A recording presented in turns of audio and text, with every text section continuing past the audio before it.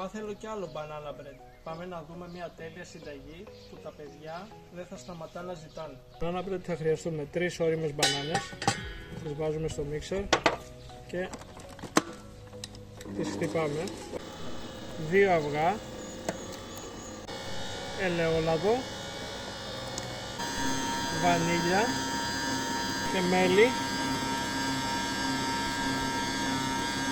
Και τέλος βάζουμε αλεύρι ολικής από τους μήλους Αγίου Γεωργίου, βάζουμε κανέλα, σόδα και baking powder.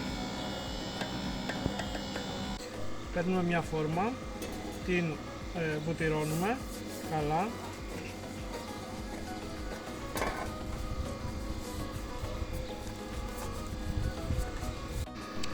Όπως βλέπουμε το μείγμα έχει ανακατευθεί, κλείνουμε το μίξερ.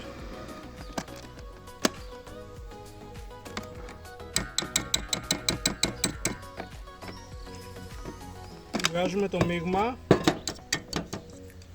και με μία μαρίζ βοηθάμε το μείγμα να πέσει στη φόρμα.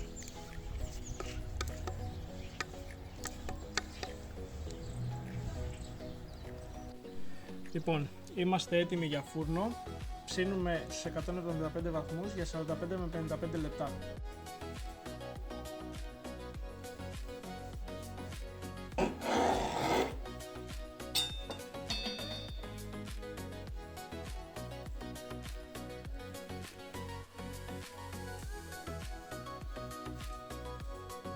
Είναι έτοιμο.